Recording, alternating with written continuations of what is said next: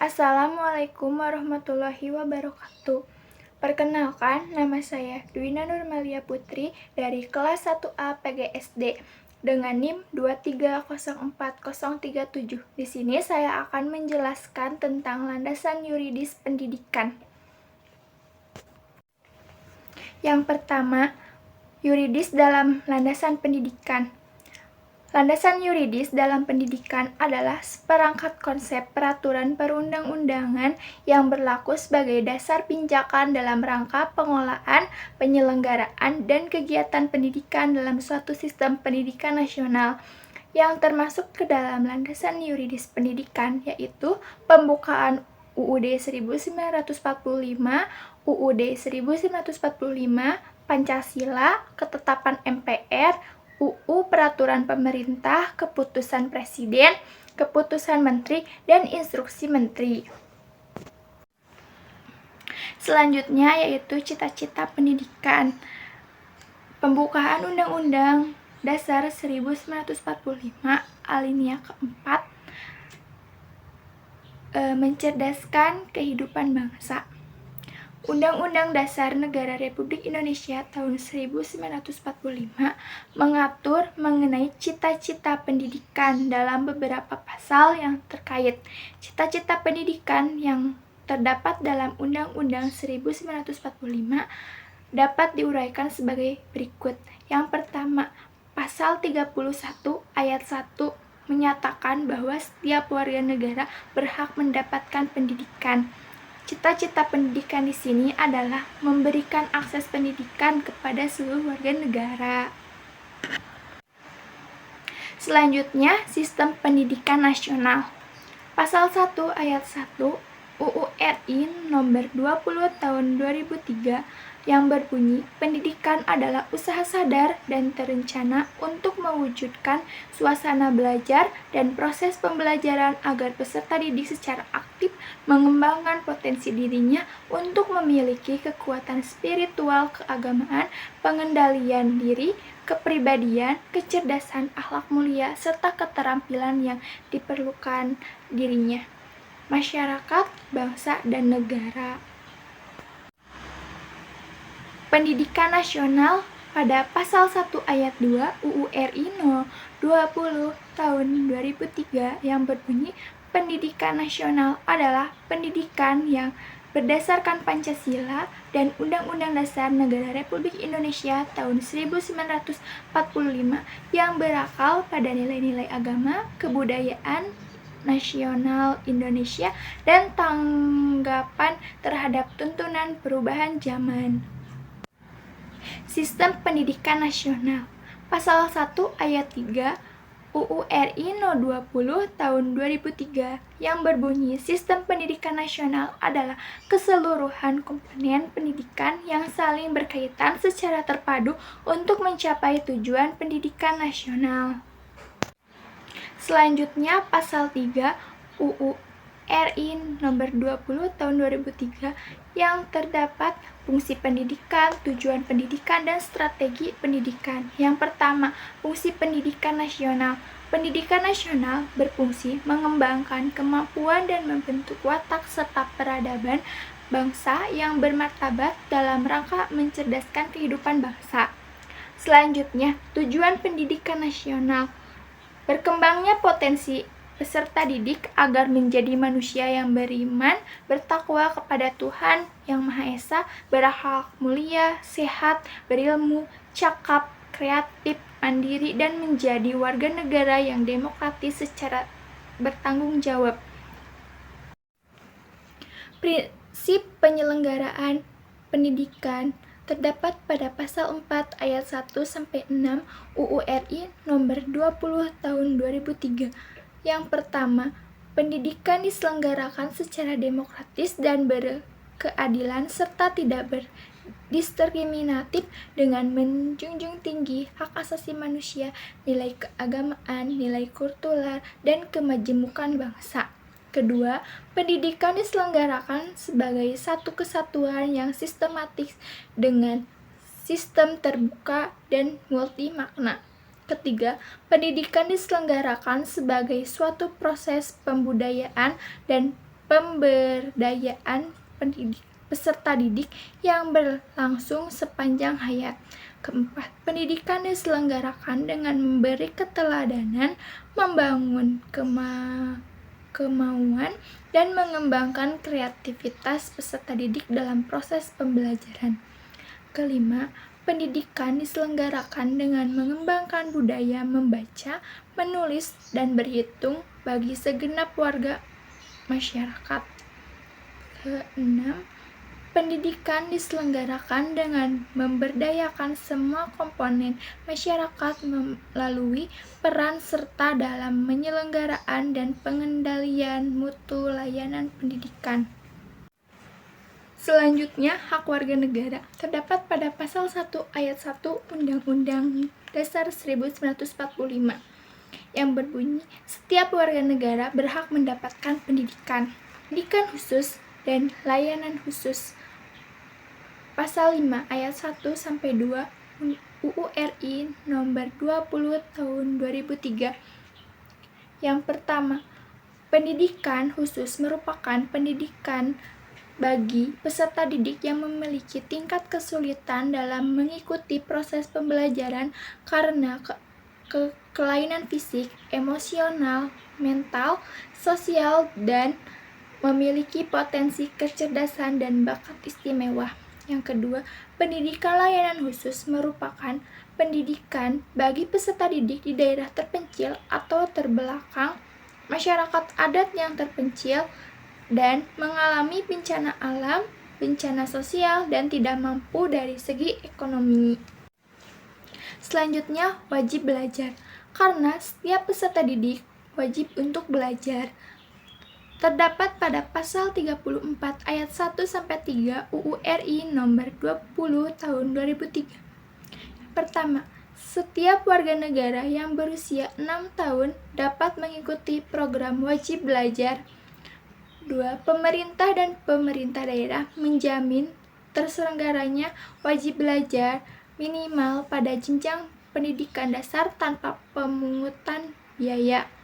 Selanjutnya, wajib belajar merupakan tanggung jawab negara yang diselenggarakan oleh lembaga pendidikan, pemerintah, pemerintah daerah, dan masyarakat. Selanjutnya, jalur, jenjang, dan jenis pendidikan. Pertama, jalur pendidikan. Terdapat pada pasal 13 ayat 1-2 UU RI No. 20 tahun 2003. Pertama, jalur pendidikan terdiri atas pendidikan formal, non-formal, dan informal yang dapat saling melengkapi dan memperkaya. Yang kedua, pendidikan sebagaimana dimaksud pada ayat 1 diselenggarakan dengan sistem terbuka melalui tatap muka atau melalui jarak jauh. Jenjang pendidikan. Jenjang pendidikan terdapat pada pasal 14 UU RI No. 20 tahun 2003. Jenjang pendidikan formal terdiri atas pendidikan dasar, pendidikan menengah, dan pendidikan tinggi. Jenis pendidikan. Jenis pendidikan terdapat pada pasal 15 ayat 1 UU RI No. 20 tahun 2003. Jenis pendidikan mencakup pendidikan umum, kejuruan, akademik, profesi, vokasi, keagamaan, dan khusus. Selanjutnya, kurikulum, hak, kewajiban peserta didik dan pendidik serta tenaga kependidikan. Pertama, kurikulum. Pada pasal 36 ayat 1-3 UU RI nomor 20 tahun 2003, yang pertama, mengembangkan kurikulum dilakukan dengan mengacu pada standar nasional pendidikan untuk mewujudkan tujuan pendidikan nasional. Kedua, kurikulum pada semua jenjang dan jenis kependidikan dikembangkan dengan prinsip diversifikasi sesuai dengan satuan pendidikan, potensi daerah, dan peserta didik. Yang ketiga, kurikulum disusun sesuai dengan jenjang pendidikan dalam kerangka Negara Kesatuan Republik Indonesia. Selanjutnya, pasal 37 ayat 1-3 UU RI nomor 20 tahun 2003. Yang pertama, kurikulum pendidikan dasar dan menengah wajib memuat pendidikan agama, pendidikan kewarganegaraan, bahasa, matematika, ilmu pengetahuan alam, ilmu pengetahuan sosial, seni budaya, pendidikan jasmani, keterampilan, dan muatan lokal. Selanjutnya, kurikulum pendidikan tinggi terdiri atas pendidikan agama, pendidikan kewarganegaraan, dan bahasa. Selanjutnya, hak peserta didik terdapat pada pasal 12 ayat 1 UU RI nomor 20 tahun 2003.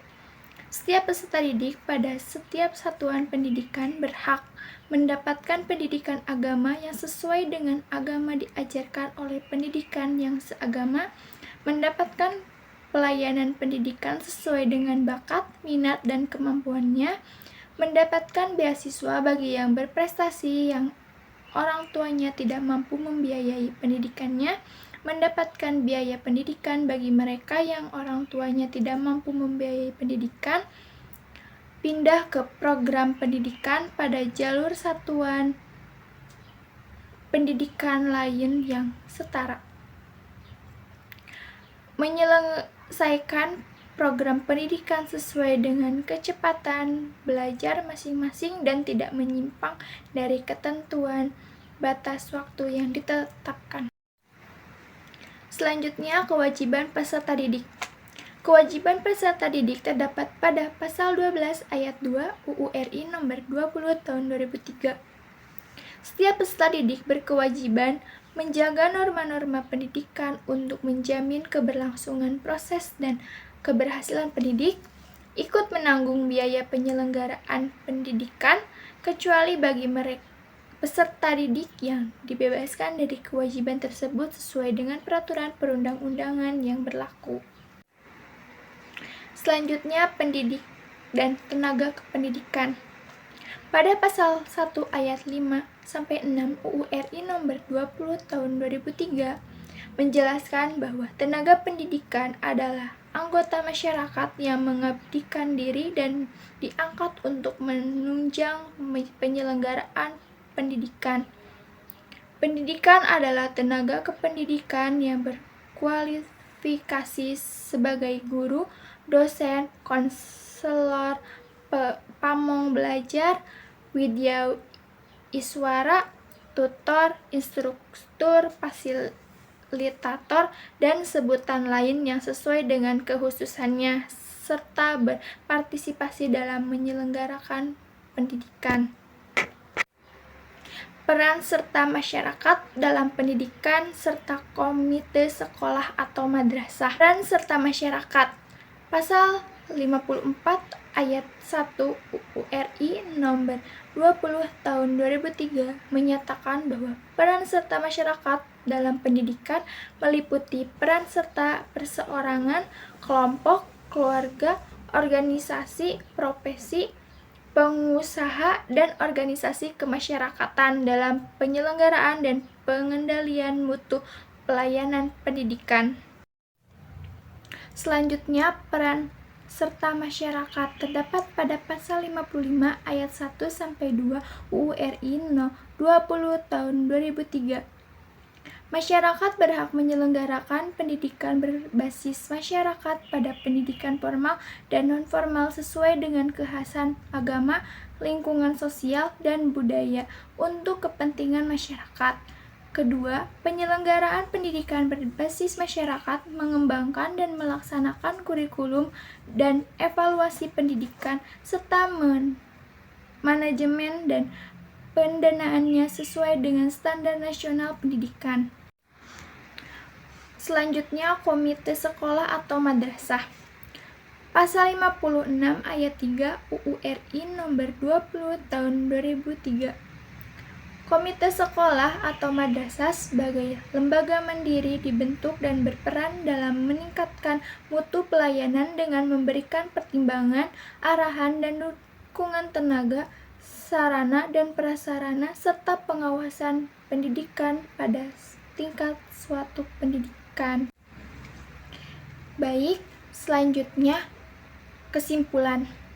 Landasan yuridis adalah dasar hukum atau prinsip-prinsip hukum yang digunakan sebagai pijakan untuk mengambil keputusan atau tindakan hukum. Kesimpulannya, landasan yuridis adalah pondasi yang sangat penting dalam sistem hukum untuk memastikan keadilan dan konsistensi dalam menegakkan hukum. Melalui landasan yuridis, pendidikan dapat diputuskan dan diawasi sesuai dengan undang-undang pendidikan yang berlaku dengan pertimbangan oleh pihak-pihak yang terlibat. Sekian dari saya. Mohon maaf apabila ada kesalahan. Terima kasih. Wassalamualaikum warahmatullahi wabarakatuh.